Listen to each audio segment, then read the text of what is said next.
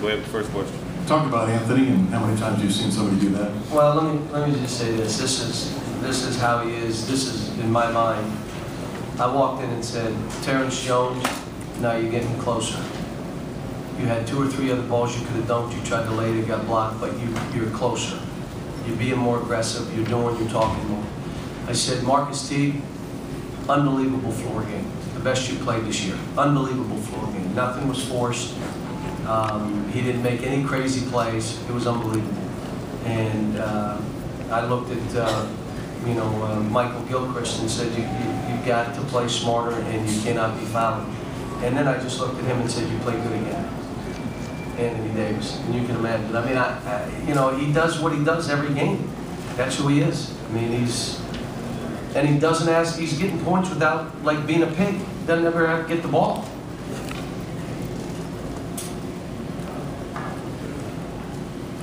Anybody else? John, it's kind of a silly question, but You would ask me a silly question?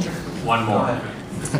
Compare the influence or impact Anthony has defensively and offensively, both, each side. Well, I've coached, Marcus Camby. And Bruiser Flint called me the other day and just said, this kid does what Marcus Camby did for us. He clears up all your errors. And he's back there. We played Princeton. And the coach that now is at Fairfield was on that team. They ran their best backdoor stuff. He said it was the best backdoor stuff we've ever run. Camby had 11 blocks in that game, and we beat him by 30. Well, they ran their stuff, but he cleans up all the mess. This kid does the same. He also does it in the press attack. So now all of a sudden you make any kind of mistake, we're throwing it at the rim and he's dunking the ball. And that's a tough one to deal with. So on both ends he does it. And he's getting better. He's making free throws, he's making jumpers, you're seeing more of his game. But again, I got to tell you, Marcus Teague gets 7 points, 9 assists, three turns. If we are getting closer to getting him right, if we're getting closer to getting Terrence Jones right, all of a sudden this thing takes on a little different look to it. You mentioned Marcus Camby. I've heard a couple other people say that he's the best shot blocker in the game for college in the past 10 years. Who was? Anthony, right now, is maybe the best in 10 years. How long ago did Marcus play?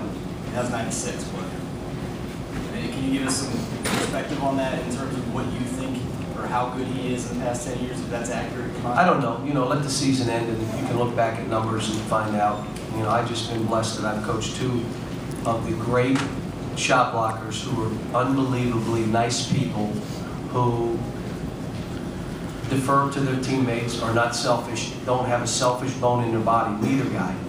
And I was fortunate enough to coach both of them. Cal, what was the difference in... Now maybe I can coach Anthony 3 years like I did Marcus. That would be a lot of fun too. I'm going to try to influence him that way.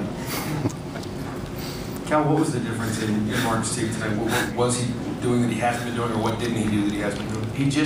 He's really focused and zoned in on how he's got to start playing. And he's playing as a point guard versus, trying to score baskets. And he's still scoring, he's still making free throws, but the biggest thing is our team is a totally different team when he's playing. I want him to play fast, but in control. In other words, if they're trying to press go, we're not going to hold back. You know how we play. But if it's back there, then we're going to grind it out. We're a good grinded out team. Obviously, I would love to play fast the whole game. But you've got to be able to play in that half court, defend in the half court, play offense in the half court, grind out clock, and make people make plays late in the clock. And he's got to run us and be able to do that, and he did it today. John, can you talk a little bit about what you're talking about? You said you saw more from Terrence and also coming a little bit on the way. Deron played tonight. Both of them have made strides.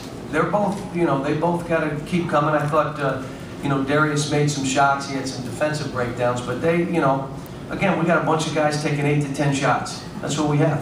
I thought Kyle Wilshire played well. Made a couple baskets when we needed them. Again, we're making our free throws, which makes the score a little bit more than it probably would have been. But I'm happy. We're a good defensive team.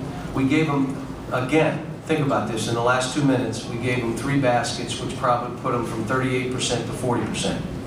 which is why it drives me crazy. And why would you let him go 4 for 4 to end the game, which is basically what we did. We out-rebounded a team that's really scrappy, and we didn't shoot a whole lot of threes to do it. Now, they went to the zone. I thought we were good versus zone. I thought we looked good. You know, got the ball, moved the ball. The first time they went zone, Duran nails the 3. And then from there, we went inside out. I mean, we got the ball in the middle, we got the ball in the baseline. So we made strides. We got better today. This is much better.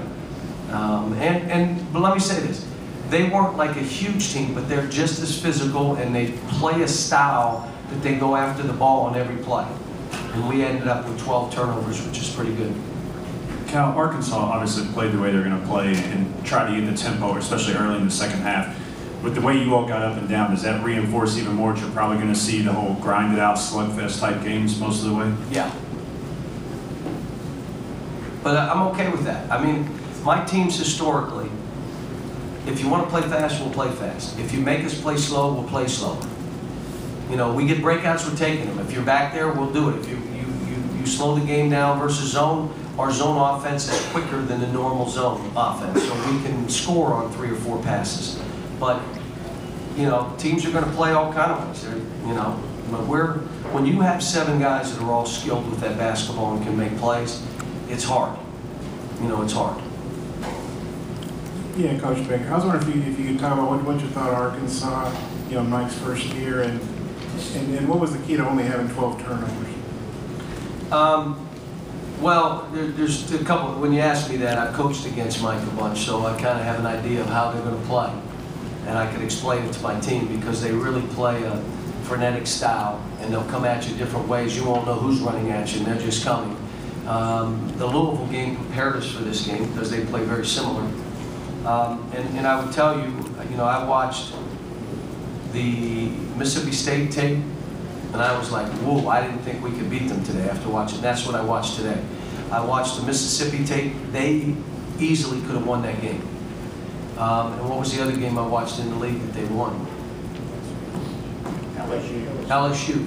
And LSU couldn't even get into anything. I mean, and LSU's a good club now. So I would tell you that they're going to win at home, and then they're going to steal some games. They're going to play that style that if you're not ready, and if you're not physically or mentally ready to play, you're getting beat. John, it looked like Darius and Terrence both were trying to be aggressive right from the jump. Is that what you're looking for from them? They both were, and I was happy about that. John, why is it important to you in a game that's already decided that the other team made their last 4 shots? Because you take pride in your defense. I mean, if we have a chance to lead the nation in field goal percentage defense, why wouldn't we? Well, don't worry about it. We'll finish 7th. Well, that's an honor. That's a badge of honor. I mean, to be that good. But what happens is the last 2-3 minutes of the game, those guys got to go to 2. Or they're going to end up playing 30 seconds instead of 2 minutes. So it is important that way. Plus, I want to see Kyle get better. I want to see Twanny not break down and make mistakes. I want to see that I can go to those guys. Eloy, go get a block, go get a rebound, come up with something.